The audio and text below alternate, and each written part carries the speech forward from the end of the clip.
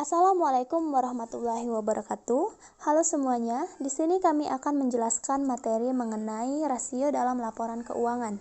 Tugas ini kami susun secara berkelompok, yang beranggotakan saya sendiri, Ria Aprilia, Siti Nur Anissa, Magnum Septasari, Rosipa Anita Dewi Purba, dan Silvia Anissa.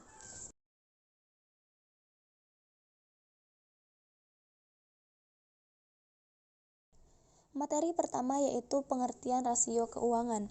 Rasio keuangan adalah kegiatan membandingkan antara pos yang satu dengan pos yang lain di dalam laporan keuangan. Dari hasil membandingkan pos-pos tersebut, akan dapat diketahui posisi keuangan suatu perusahaan.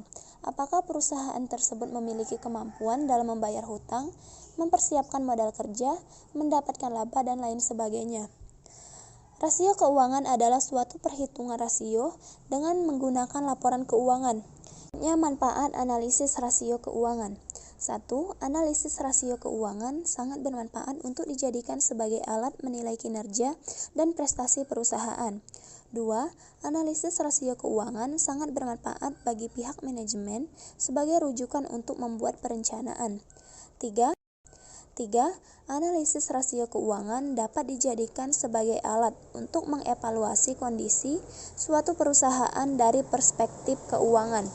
Dan 4. Analisis rasio keuangan juga bermanfaat bagi para kreditor. Dapat digunakan untuk memperkirakan potensi resiko yang dihadapi, dikaitkan dengan adanya jaminan kelangsungan pembayaran bunga dan pengembalian pokok pinjaman. Analisis rasio keuangan dapat dijadikan sebagai penilaian bagi pihak stakeholder organisasi. Baiklah, di sini saya akan menjelaskan mengenai rasio likuiditas. Rasio likuiditas adalah rasio yang digunakan untuk mengukur kemampuan suatu perusahaan di dalam memenuhi kewajiban-kewajiban finansial jangka pendeknya. Dengan rumus, likuiditas sama dengan aktiva lancar dibagi hutang lancar dikali 100%. Metode yang digunakan untuk mencari alat ukur pada rasio likuiditas diantaranya A. Metode cross-section.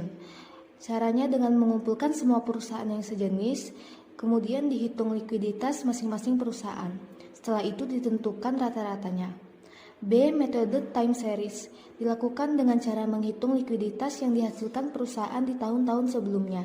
Setelah itu tentukan rata-ratanya. C. Metode umum. Secara umum likuiditas yang dikatakan baik adalah sebesar 200%. Jika kurang, maka dikatakan tidak baik, karena perusahaan akan kekurangan aktiva lancar yang aman untuk menjalankan kegiatan usahanya. D. Membaca rasio. Yang pertama, memperbaiki sisi aktiva lancarnya, yaitu menjual sebagian aktiva tetapnya lalu ditambahkan pada aktiva lancar, menambah modal sendiri lalu ditambahkan pada aktiva lancar, menambah hutang jangka panjang lalu ditambahkan pada aktiva lancar. Saya akan menjelaskan mengenai rasio solvabilitas. Rasio solvabilitas adalah rasio yang digunakan untuk mengukur kemampuan perusahaan di dalam memenuhi kewajiban-kewajiban finansialnya, baik jangka pendek maupun jangka panjang. Untuk mengukurnya dapat digunakan rumus total aktiva dibagi total hutang dikali 100%.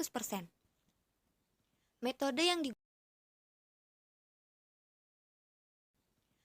yang digunakan untuk mencari alat ukur pada rasio ini juga sama dengan rasio likuiditas, yakni A. Metode cross-section atau biasa disebut dengan rata-rata industri. Caranya adalah dengan mengumpulkan semua perusahaan yang sejenis atau industri, kemudian dihitung likuiditas masing-masing perusahaan. Setelah itu, tentukan rata-ratanya. Rata-rata itulah nantinya yang dapat digunakan untuk mengukur apakah perusahaan memiliki kemampuan di dalam memenuhi kewajiban-kewajiban finansial jangka pendeknya. B. Metode umum. Secara umum, solvabilitas yang baik dapat dikatakan jika sebesar 250%. Jika solvabilitas kurang dari 250%, dapat dikatakan tidak baik karena perusahaan akan kekurangan aktiva yang aman untuk menjalankan kegiatan usahanya.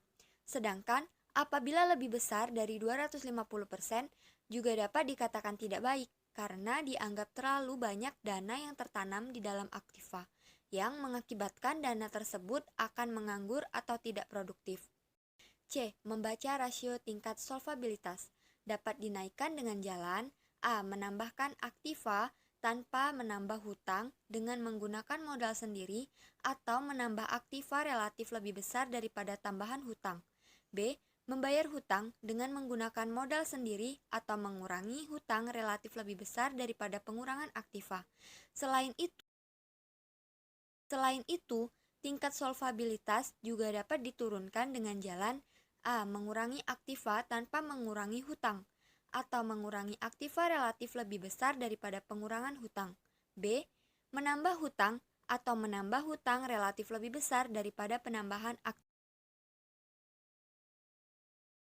Baik, selanjutnya saya akan menjelaskan rasio rentabilitas. Rasio rentabilitas ini adalah rasio yang digunakan untuk mengukur kemampuan suatu perusahaan di dalam menghasilkan keuntungan. Ada banyak cara yang dapat dilakukan untuk mengukur kemampuan suatu perusahaan dalam menghasilkan laba. Namun dalam hal ini saya hanya menjelaskan dengan dua cara. Yang pertama yaitu rentabilitas ekonomi, yang dimana rentabilitas ekonomi ini digunakan untuk mengukur kemampuan perusahaan dalam menghasilkan keuntungan dengan menggunakan seluruh modal yang dimilikinya. Dengan rumus, rentabilitas ekonomi sama dengan laba sebelum dikenakan pajak dibagi total aktiva dikali 100%. Dan yang kedua yaitu adalah rentabilitas modal sendiri, yang dimana ini digunakan untuk mengukur kemampuan sebuah perusahaan yang di dalamnya menghasilkan keuntungan dengan menggunakan modal sendiri. Dengan rumus, rentabilitas modal sendiri sama dengan laba bersih setelah pajak dibagi modal sendiri dikali 100%. Baiklah, di sini saya akan menjelaskan mengenai contoh-contoh dari ketiga rasio keuangan yang telah dibahas tadi, yaitu rasio keuangan likuiditas, rasio keuangan solvabilitas, dan rasio keuangan rentabilitas. Berikut merupakan contoh dari rasio keuangan likuiditas. PT A yang bergerak di industri kelapa sawit pada tahun 2006 memiliki aktiva lancar sebesar 300 juta, sedangkan hutang lancar sebesar 200 juta. Maka jika dihitung rasio likuiditasnya adalah sebesar likuiditas sama dengan 300 juta dibagi 200 juta dikali 100% sama dengan 150%. Jadi didapat likuiditasnya adalah sebesar 150%. Selanjutnya, contoh dari rasio solvabilitas. Solvabilitas sama dengan total aktiva dibagi total hutang dikali 100%. Contohnya, X yang bergerak di industri minyak goreng pada tahun 2006 memiliki total aktiva sebesar 1,8 miliar, sedangkan hutang lancar sebesar 400 juta dan hutang jangka